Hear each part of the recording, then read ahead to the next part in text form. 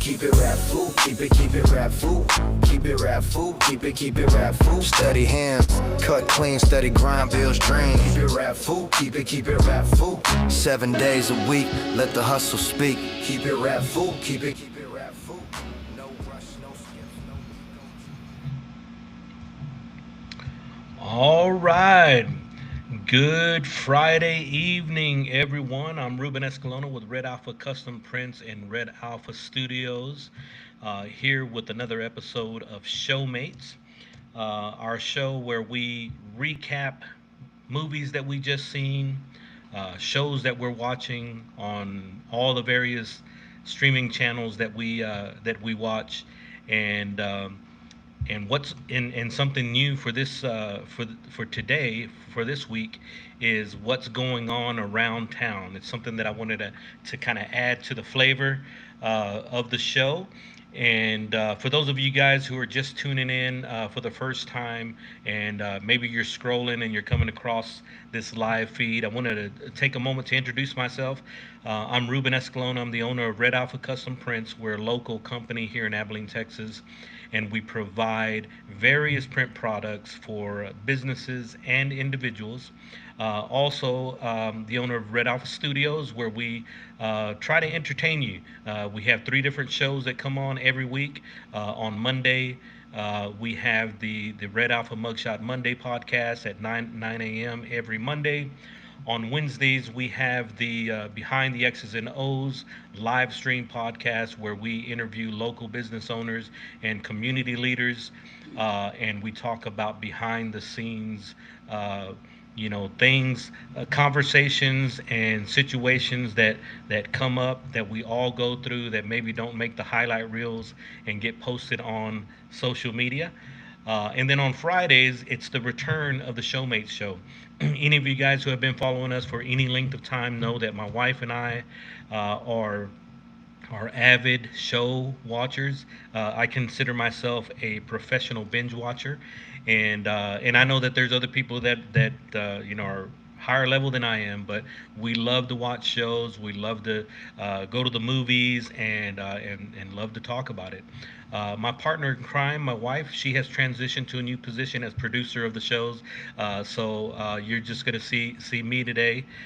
She comes in and out on our Mugshot Mondays, and you'll see her here. You'll see her around, but just know that she's always close by. She's producing right now, making sure that the volume is good, and if anything kind of clicks out, she makes sure that it's that it's back online. And if there's any messages that are coming in from our chat, she more than likely is going to be the one that's going to respond to that, which is pretty nice, because all I have to do is just sit here and just talk about what it is that we're going to talk.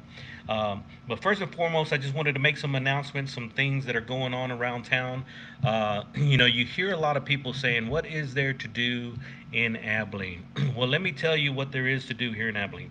First of all, there is so I'm looking at the Abilene Visitors website, and today and tomorrow, I'm going to go over what we got on the weekend. There is the play Raisin in the Sun at the Paramount Theater. It's going on this weekend. The Ice House has tonight has Maxwell Garza live in concert. Looks like the Meals on Wheels have a sporting clay shoot going on tomorrow, and tomorrow the Abilene Farmers Market. That's tomorrow, and then we got, for the kids, we got the Paw Patrol at the Abilene Zoo. Then we have the Family Fun Saturday at the National Center for Children's Illustrated Literature. Our friends at Grain Theory, they're having the third annual end of summer party that's going on. Looks like there's a couple volleyball games going on this weekend at ACU. Our friends at Betty Rose tomorrow got Trey Denton in concert, live show, and that's pretty much it from what I see here. Thank you. And at the movie theater, we have a couple of movies. These are movies that I'd probably be interested in. But at the theater, we have Insidious. I put Insidious because I know that that's popular. A lot of people watch that, but I'm not really into the horror genre. Not that type of horror anyway. Even though I've seen some of them. Then there's the End of Oak Street. That one seems kind of cool. It's kind of weird, right? It's got like Jurassic Park meets, you know, the neighborhood. You know, there's like dinosaurs and all sorts of stuff. So I might watch that just for dinosaurs. You know, because we're you know, our family is a fan of the Jurassic Park movies and dinosaurs in general, right? So in Oak Street. Then we got well, Spider-Man: Brand New Day is still out and still kicking butt at the theaters. Hopefully by now, those of you who consider your fan of could consider yourself fans of Marvel and superheroes in general have already watched that. And then there's a movie that I've been wanting to watch, and you know, I've had a couple people recommend it to me, but we haven't made it out to watch it yet. It's The Odyssey. So that's still out in theaters right now. Maybe we can catch it this coming weekend, and I'll talk a little bit about it. But what I wanted to introduce this week. I was supposed to introduce it last week, but man, we got so busy and I couldn't. I was just wore out by the end of the day. We had too much going on, so I wasn't able to do the show last week. But I'll introduce it this week. It is what I'm calling the Road to Doomsday. As you guys know, and I talked a little bit about it on the Mugshot Monday. The Avengers Doomsday is coming out in a few months, and so some people are already getting their tickets, and I'm hearing that it's sold out. So we haven't got our tickets yet, have we? So we still got to get our tickets, and it doesn't matter if we make it the first day. Well, it does, because that's going to break my heart if we don't make it the first weekend, because then people are going to be talking about it on social media, and they're going to ruin it for me, and I'm going to be upset for about 2.5 seconds, and then I'm just going to go watch it anyway. But we're going to try to get our tickets as soon as we can, and leading up to December 17th or December 18th, I believe, is when it comes out. I am going to talk about um, a movie that is on this list right here. There's a 15. This is homework that Marvel and Disney has given us, right? And it's they consider it essential viewing for anybody who's going to call themselves a fan. I've already seen all of these movies pretty much, but I'm starting to watch them again because you know Marvel and Disney say that I need to watch it, so I'm going to watch it just so that I can know that I'm up to speed for Avengers Doomsday. And I didn't go in order, like chronological order. But this past week, the movie that I watched was Spider-Man: No Way Home, and that's going to be the main topic of tonight's show. I'm going to talk a little bit about that movie. It's going to be a recap because I know everybody's already watched it, and everybody's got their own opinion about the movie.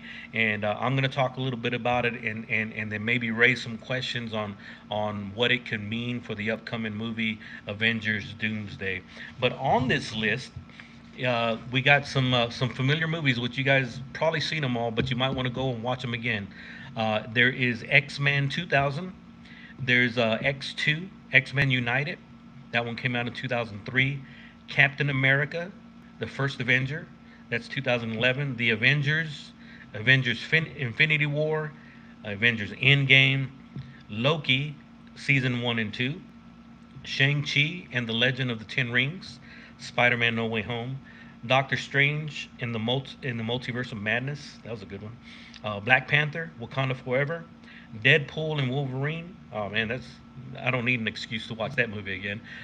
Captain America: Brave New World, Thunderbolts, and the Fantastic Four: First Steps. I am proud to say that I have seen all of those movies and the show, so I am right in there. And not only that, thank you, thank you, thank you. My wife is a real big fan of me, and so you know, not only that, but I feel. I mean, even when I was a kid, I was reading comic books. I was watching the animated series that were out, you know, a long time ago. I know X-Men '97 is out on Disney, and I watched a couple episodes of that. But I watched it back in the day, whenever it came out. I watched every single Spider-Man that came out, and almost every superhero movie that I can think of, I've watched them. I've just been a big fan of it. So little disclaimer: when I say I'm a fan, I'm not saying that I'm a super fan, right? So to that person out there that is going to criticize every single thing that I say, or what I left out, or this and that, you know, I welcome the feedback and all that, but just a little disclaimer: like a lot of these things, we're talking about 20, 30 years or whatever. Whenever I watched it or read the comics, you know what I mean. And so I'm not sitting around reading the comics or doing research. I'm trying to run a business, right? And so, but I'm also a fan of this stuff. So take it easy on me. I know that some of you have a little bit more time and you can really get into this. Maybe you're getting paid to do it, which is cool. But I'm just a fan, and I want to talk about the things that I am into, right? But let's get into this. Spider-Man: No Way Home. I do have some notes here that I had Chepit marked down, and but as you guys know, I'm not really good at going off of a script. I like to just shoot from the hip pocket and just kind of see if I can't tie it in together, But first of all, I am a fan of Spider-Man. All three Spider-Man, the variants that showed up in No Way Home, I liked. The original with Tobey Maguire, Andrew Garfield, the Amazing Spider-Man, love that, and I love Tom Holland. So I all of them equal. I don't know if I got a favorite Spider-Man. I mean, because I just like them. I like the character, and I think that all three of those actors did a good job with Spider-Man, and so I'm looking forward to going back and looking at some of these old movies, to see the original actors and all that. And but last week I was talking to one of my kids, and we were talking about Spider-Man and all that stuff, Doomsday, like we do, and uh, and I was asked the question, which one of the Tom Holland Spider-Mans was my favorite. And without hesitation, and I can't really explain, it's just without hesitation. I was put on the spot, answer me right now. And so I was like, Spider-Man: No Way Home. And so that was the movie that came out, and it was like, and then I had to defend myself, right? And so what was it about Spider-Man: No Way Home that's your favorite one from the Tom Holland? And I was like, well, you know, um, I guess it was the nostalgia component, right? So in this movie, we got a chance to see not only Tobey Maguire and Andrew Garfield's version of Spider-Man, but we got to see some of the villains that were in each movie, right? And so some of the villains that came out, which is pretty cool, right? We had Doctor Octopus, which came out in Spider-Man 2, right, with Tobey Maguire. We had the Green Goblin, right? That came out in Spider-Man with Tobey Maguire as well. That's in 2002. We had Electro, that was in Andrew Garfield's world in the Amazing Spider-Man 2. The Lizard, the Amazing Spider-Man, and then we had the Sandman, which was in Tobey Maguire's Spider-Man 3. And then as a teaser, right? We had Venom at the end of No Way Home, right? I thought that was cool because so you had five of the Sinister Six villains all on the screen, right? With Venom being one of the Sinister Six, but he wasn't there. So what I'm hearing is that a lot of people were saying it was the Sinister Five, right? But Venom was still there, so the Sinister Six, still in that world, right? And so I thought it was cool at the end credits. You had Venom showing up, so it's kind of like, was it a preview of what we can expect coming in? And so I had my theories whenever I watched Brand New Day. The stuff that Tom Holland was going into, the with the black eyes and the organic webbing that's coming out of his hands, and just the stuff that he was going through, right? So I was like, remember Venom was there, but that was shot down immediately by my family expert. He said, no, no, no, no, no, that is not what it was. So I said, okay, thank you, sir, for correcting me. I'll move on, right? And so, but we had those villains that came in, And one of the topics of the conversation when we were talking about this one right here, and I had to defend why I like this one, is the fact that Holland's Peter Parker was really emotional, like too much emotion, showing too much emotion in No Way Home. And when I started watching it, I was like, man, they were right. It's kind of a baby. It's kind of a wimp. What's going on? And he's worried about everybody's feelings. And was it because trying to relate to this generation of male, right? And what was the deal, right? But then I had to ask myself the question. I was like, okay, so how old was he? Was Peter Parker supposed to be? Well, about 17 years old. He was a high school senior. Had a lot going on as a high school senior, and they had applications for to MIT and other colleges that they were hoping to get in, and so there's a lot of that, and then not only that, but in the movie prior to this one, Peter Parker's true identity was revealed. So not only does he is he going through your normal, you know, teenage teenage stuff, right?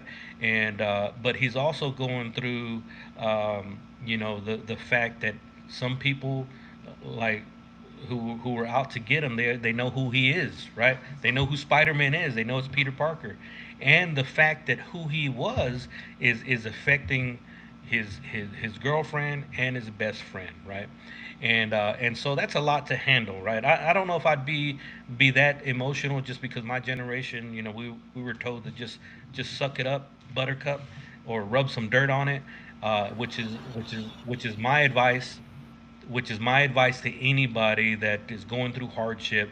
One of the first things that I'm going to ask you is, have you considered rubbing some dirt on it? And then if you rub some dirt on it, try it again the next day because it might take two doses of dirt to get past that whiningness, right? And so, but you know, Tom Holland, Tom Holland's Peter Parker was a young kid. Not only that, but if you think about it, Tom Holland was the only one of the three Spider-Man that was raised by his aunt. Where was Uncle Ben? There's no Uncle Ben in Tom Holland's universe, right? In fact, it is Aunt May who is the one who told him that with great power comes great responsibility. But with Tobey Maguire's and Andrew Garfield, it was Uncle Ben who told it to him. So there's something there. Something there.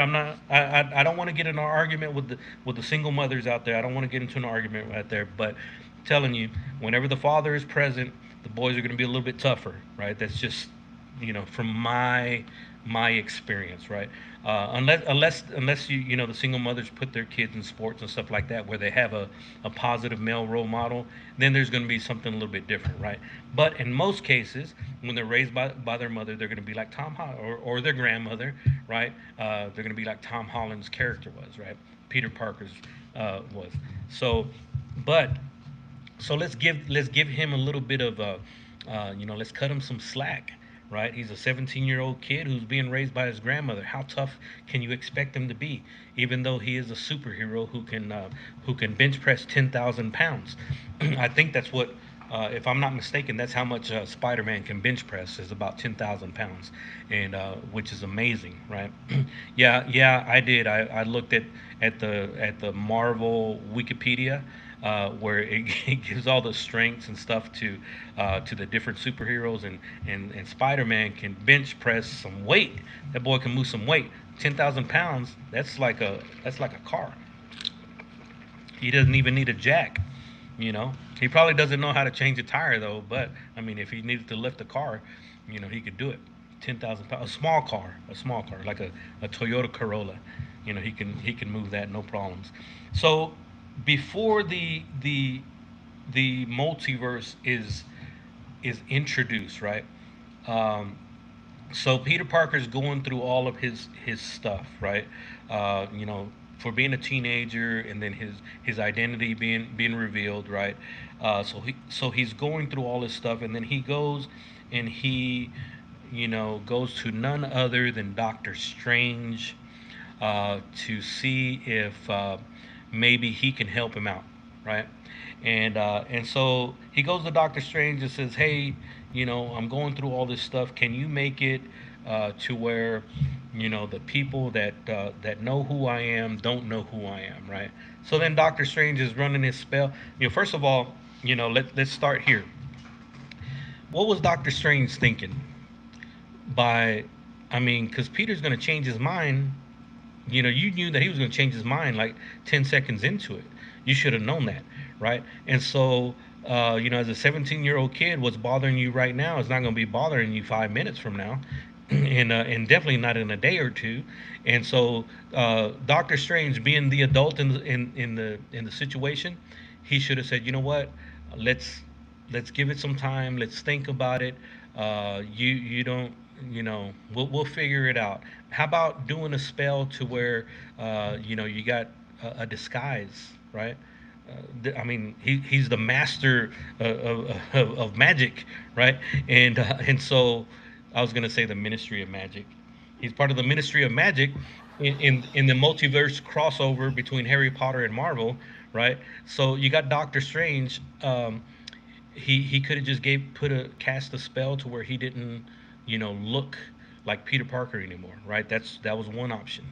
And then he can just kind of reveal his identity to Ned and MJ, right? That's something that an adult would have did. But Doctor Strange was like, when as much as he's been through, we went and we fought Thanos together, right? As much as we've been through, I'm gonna go ahead and do this for him, so he went ahead and cast the spell, and we all know what happens. It just kind of it started cracking the skies. The sky was cracking. You can see these beings from other universes that seem to be peeking into our world, and so it was. Sure, everybody forgot who Peter Parker was for a minute, but there was consequences to that situation, right? Even in the middle of it, right? They were changing it, and so that can't. Like, I would have stopped it all together and hit reset, right? You can't just be in the middle of the thing and stop, of casting a spell, and then you're gonna start all over while this one is still going. Like, that just didn't make sense to me. As powerful as Doctor Strange was, I mean, he fought Thanos. Did you guys see in the Avengers? Whenever he was going up against Thanos, and he became like I don't know, hundreds of Doctor Stranges, and then he threw the lasso on. I was like, man, Doctor Strange is a boss, right? And then for him to be able to fight Thanos like that, and then he was one of the ones that help all of the Avengers kind of show up in Infinity War, right? And I was like, and then to be able to mess up on this spell, it just seemed kind of weird, right? Maybe that's not even the real Doctor Strange. Maybe he's still caught up in an alternate universe, and the Doctor Strange that we saw is his reject cousin or something. It's his flunky cousin is the one who showed up in No Way Home, right? Because it just seemed kind of weird, right? And and then so the spell went wrong. Uh, then we get introduced into the multiverse, where these villains from other alternate universes start coming into Tom Holland's world or universe, right? And then not only that, but it brings the other Spider-Mans that we saw. I was hoping to see, like, Miles Morales, or Peter Porker, some of the other variants of Spider-Man. That would have been cool. But we got Tobey Maguire, and then we got Andrew Garfield, and which that was pretty cool. I didn't realize that Andrew Garfield, like, really had that kind of negative self-talk, right? Like, he himself didn't think he was amazing, right? And so Tobey Maguire and Tom Holland, they had to, like, kind of give him a pep talk, which is kind of weird. If you're Spider-Man, like, what more do you want, right? Spider-Man, you should have all the confidence in the world. You can climb walls, and you can shoot webs out of your hands, and not only that, but he was a genius when it comes to science and math. And so, man, he had all the tools, but he still didn't have a positive self-image, which is kind of weird to me, right? So you had the three people fighting against all the villains. Each one knew the other, and it was kind of cool where they sort of like the villains sort of recognized, you know.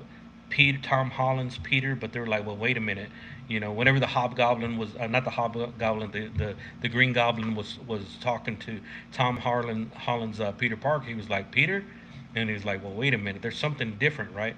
And anyway, so the Green Goblin was supposed to be dead.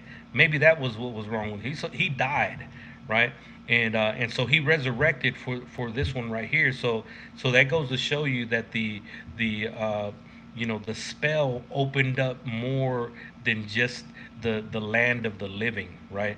It opened up portals to other dimensions, right? Which one of the dimensions is probably the land of the dead, right? Which, as we know from the upcoming Doomsday, whenever trailer, right? Whenever Thor tries to lay the hammer down onto Doctor Doom, and Doctor Doom just basically stops it with the Dragon Ball Z move with two fingers, right?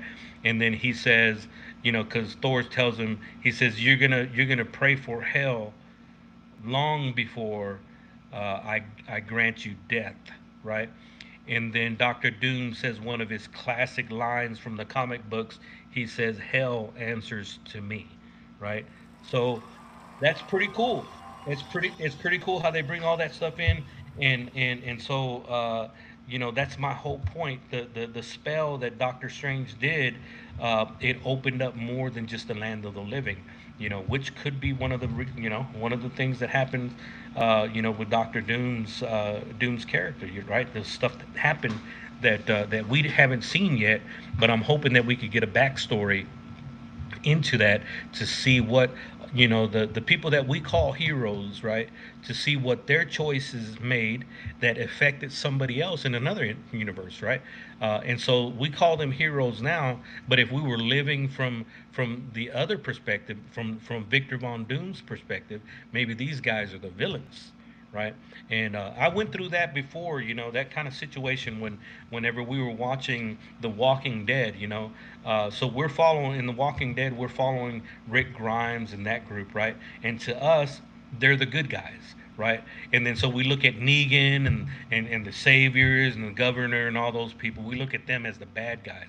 But have you ever thought about looking at the good guys from the other person's perspective? Maybe they're not the good guys that you think you are, because there was this one episode of The Walking Dead where Rick and his crew just go in and they just basically murder a bunch of people in their sleep, that were part of the saviors, right? And so good guys don't do that, do they? And well, anyway, so that's my point with that, is that maybe the heroes of the Avengers that we've been watching, maybe in some other universe they're actually the bad guys, and we're gonna get to see another perspective, and then we're gonna be able to choose for ourselves if these guys are good guys or not, right? And so I wrote down a couple of things here. What worked about bringing different universes together, and then did the nostalgia enhance the story, or did it kind of threaten to overpower it? Part of me, whenever I was watching the movie, it was kind of like, if it wasn't for that, would the movie, without the nostalgia, how good of a movie would it actually have been, right? It wouldn't have made a lot of, I guess, not that it wouldn't have made a lot of sense, but the nostalgia part has really got me. I was like, oh, okay. And then as soon as, Andrew Garfield came on the scene first, and then Tobey Maguire, I was like, that right there for someone that has seen them all, to see those guys come back on the screen, and the fact that they still fit in their spider uniform was impressive, because I don't fit in some of the stuff that I'm wearing 2X's, and last year, 2 years ago, I was wearing XL. So I can't fit in my Spider-Man suit. And And so, my hats off to Tobey Maguire and Andrew Garfield for still fitting in your Spider-Man suit. Not all of us, not all of us can fit in our Spider-Man suits, right? Not all. Let me let the laughing stop. Not all of us can fit in our Spider-Man suits, right? And and so the nostalgia did pretty good. My favorite reveal out of that whole thing would have had to been really Venom towards the end. Um, the Green Goblin was a good one. I really didn't like Electro in the Amazing Spider-Man. Doctor Octopus was a good one. Um, I like his character in the movies. Sandman was all right. The Lizard was all right, but it had to be Venom or the Green Goblin. Those were the main one. And then out of the two Spider Mans, I got to go with Tobey Maguire. That is, Tom Holland is now my favorite Spider-Man. Uh, but next up would be Tobey Maguire. Nothing against Andrew Garfield. He played a great Spider-Man, but that's my list. Number one, Holland. Number two, Tobey Maguire, and then number three, Andrew Garfield. That's how I rank the Spider-Mans. So all of them were pretty good. And then who else did they reveal? That's really all the reveals that I can think of right now. Yeah, and so those reveals were pretty good. It says here, how well did the movie balance multiple characters? Um, I think it did all right. It did all right, because well, if you're someone who actually watched all the movies, and you like, oh, okay, there's that person and that, but for someone like if you weren't a fan, it's probably hard to keep up because it was like so many characters, and I can imagine for a lot of people, Tom Holland is Spider-Man, right? And so, for the younger crowd, they're probably saying, "Who's that old dude?" and "Who's that old dude?" They're not Spider-Man, but actually, to people like me, they are Spider-Man, and Tom Holland is the new kid, right? And so MJ, is not even MJ, right? And Ned, oh, so Ned is cool, but what about Flash Thompson? That guy, I didn't like the casting of Flash Thompson in the new Spider-Man movies. I know that they're trying to bring diversity and all that stuff, but he's just nowhere near the who the Flash Thompson is in the comic books. And so I think that if you're going to cast people, you have to be kind of close, right? It's just one of those things, in my opinion.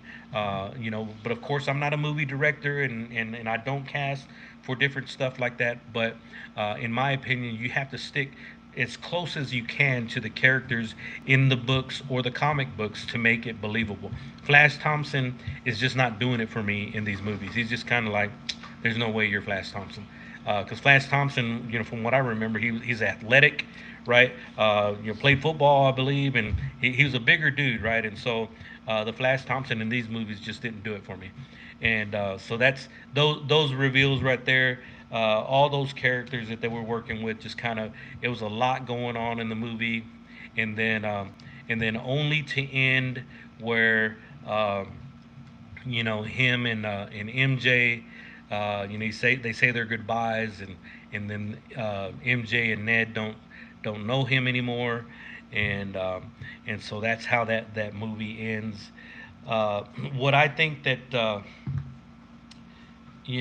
cost of that decision, I think that not only did it cost Peter a lot, right? For that, I think that he probably could have lived with people knowing who he was. I mean, look at Tony Stark's Iron Man, right? He lived with it just fine, right? So I think that you know Spider-Man having to have a secret identity, just one of those things. Like, if you look at it, right, uh, why would you want everybody, including the people that you love and that you're close to, um, forget who you are, right? I would have chose the other thing. I'll say, okay, well, everybody knows. Who cares? maybe I'll retire from being, being a hero or whatever. And so so he made that decision. I don't know what it meant for the Doomsday thing. Um, I know the cracking of the universe and all of that stuff. It's like it affected the sacred timeline, which we will find out whenever we watch Loki again. We're gonna see. Okay, so this right here happened in No Way Home. Where did it take place? In Loki. For the timeline, and I'm really curious to see how this movie affected some of the other ones, or how the other ones affected this one, right? And but I do know that we're gonna get some more answers as we watch these movies. The next one I'm gonna go with the X-Men, and then I'm actually gonna see how I can tie this together as far as watching Spider-Man: No Way Home, and then kind of follow that rabbit hole, to the Doomsday. But you guys can expect us to watch a movie every week and talk about it the weekend, the next Friday after that. And so I got here the Doomsday Road to Doomsday connection. It says what No Way Home taught us about incursions, universes, and tampering with reality. Well, that's basically what I was talking about, right? The choices that you make, um, you know, um, it needed an adult to look at to be the voice of reason, right? And Doctor Strange had the opportunity and he failed, right? He could have said, "Look, if I do this, it's going to affect a lot of things." Like he could have known that, right? And so that would have solved it. So now we got to deal with all this stuff. Doctor Strange's role in the upcoming opening containing Crisis. What Peter now knows about the multiverse, right? Peter knows because he actually, disappeared, right? So he knows that there's something else. He went through a lot of stuff, right? So I give Doctor Strange that Peter Parker had gone through a lot, and in their fight, against Thanos and all that stuff, and I get it, but it just seemed like a small thing to deal with in light of what could have happened, right?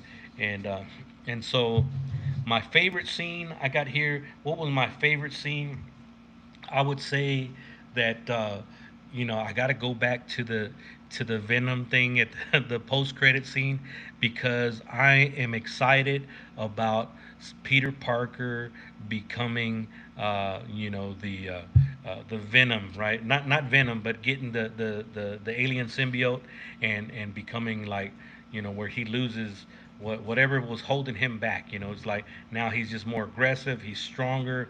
His Aunt May is dead, and so it's on, and he's gonna have a black suit. I think that they should go in the next Spider-Man. They should definitely go into that. I'm not sure if there's gonna be another one before the Secret Wars, but I know for sure in the Secret Wars comics that I read, that's where Spider-Man gets his black suit. And I found out that there was another Secret Wars, maybe about 10 years ago, which I'm gonna have to read. But the Secret Wars that I'm talking about is the one in the '90s. I think it was in the '90s that I read, and for sure, you had Spider-Man getting his suit. You had the X-Men that were there, the Avengers. They were all fighting the bad guys, and so I'm looking forward to seeing what the current version of the Secret Wars movies. If they're going to be pulling from the old Secret Wars or the new Secret Wars, and I gotta look at the new Secret Wars to see what the difference is, so that I can kind of be up to speed on all that. Um, Let me see. The most underrated moment. Okay, so no, not underrated. Something I would change. What would I change? I really didn't like the part where Andrew Garfield was so, uh, had such low self-esteem, and the other two Peter Parkers had to give him a pep talk. I didn't like that, and so if I had to change something, that's something that I would change. It says, does the movie still hold up without the surprise factors? I talked a little bit about that. I don't know if it does. If it wasn't for the old villains, and then the all the old school Spider-Mans, if they would have came on, I don't know if the movie would have been all that great. But Whenever I was asked which is your favorite Spider-Man, that's the one that just came out of me. I was like, No Way Home because of nostalgia, right? I didn't take any time to think about it, and actually it was the most recent one, so it's like I would have had to think real hard, about the Homecomings and then Far From Home. Far From Home was all right. I don't know. It just for something about that one I didn't like too much of. Uh, but so No Way Home out of the new ones, that was the one that I talk about. But after watching Brand New Day, my favorite is now Brand New Day for sure, because now Peter Parker's starting to turn into, a boss of a Spider-Man. He's going through changes, and who knows if it has anything to do with that little piece of of alien goo that was left over in the end credit scene. It is possible that that little piece of alien jumped from one person to another person to another person and then got to our Peter Parker. Why not? Jean Grey was jumping from person to person to person. So I believe that this alien, see, it kind of makes sense to me because Jean Grey couldn't read Peter Parker's mind, right? It wasn't because Peter Parker was so smart and is a genius. As a matter of fact, she said that he was pushing her out, right? And so, that's one of the things that I'm like, okay, so maybe there was something else going on inside of him. It wasn't just one mind that you're trying to mess with. Also trying to mess with an alien hive mind, right? Which we know that Venom is part of. So that could have been the thing. That could have been the reason why Jean Grey couldn't tap into Peter Parker's mind. But it also could have been because he's like, he's evolving into something else, right? He's got all this spider DNA inside of him, so maybe that could have been it too. Maybe spiders cannot be brainwashed. I've never tried, but possibly spiders have a stronger mind than what we do, and so someone like Jean Grey can't get in their minds. And so yeah, I guess overall the movie I'll give it a. It says here a 10. I don't rate my movies like that. I don't rate my movies like from 1 to 10. I don't do that. I got three ratings. I got thumbs up, I got thumbs down, and I got the finger, right? So for Spider-Man, No Way Home, I give it a thumbs up. It's a thumbs up for me. It is good. I would watch it over and over. I would watch it over and over, and so I was excited for it to be on the essential viewing for Marvel because I already wanted to watch it. Right, I actually want to go and watch the other Spider Mans too, but I may go to the X Men's first and then kind of go down the list and then see what happens from there. So next up, my next movie, I'm gonna go ahead and talk about it, right? And so the next movie that I think that I'm going to watch is going to be X Men, the one that came out in 2000. I'm gonna go ahead and watch that, and uh, and then next Friday, you guys can tune in again at 6 o'clock for another Showmates episode, and we're going to talk about X Men. We're going to break down the different characters that are in there, and I love me some X Men. I've been a fan of X Men since back in the day. Had a bunch of X Men comics, as I did Spider Man and all of that stuff. So, today is a great time to be alive for someone like me who grew up watching whatever movies were available and reading comics and graphic novels, as well. And so I love watching these movies and I love talking about it. And that's one of the things, how they tell you when you're a kid, grow up. I never did want to do that. I didn't see no reason, what's the point in growing up? Right? Just because you lost your imagination doesn't mean I have to lose mine, right? And that's the way that I look at it. But next week, I pray that you guys tune in. We're gonna be talking about X Men. Don't forget on Monday to tune in to our Mugshot Monday at 9 o'clock on Monday, and read our blog post every day, Monday through Friday. We got a blog post that goes out entitled "Behind the X's and O's." We post that every single day, Monday through Friday at 8 a.m. And then on Wednesday, we have a new guest that's coming in for our Behind the X's and O's live stream podcast. I'm excited for that one. I can't wait for you guys to see who the guest is going to be. And then next Friday, we're going to do Showmates again, and we're going to be talking about X-Men. But other than that, I hope you guys have some fun this weekend. Go and see some of the movies that I mentioned. Live stream whatever shows that are on your favorite streaming channel. I know my wife and I are currently watching Heroes, and that's an old show, but it kind of popped up on Netflix, and so I'm we're gonna go watch. I think we're on the fourth episode of the first season. So they just introduced the villain Silas. Is his name Silas? I think so. Anyways, so we're gonna log off and then we're gonna go see it. But like I'm starting to do on all my shows, I'm gonna sign off this way. For all of you guys in Red Alpha Studio Land, just remember that the light at the end of the tunnel just might be you. Red Alpha out.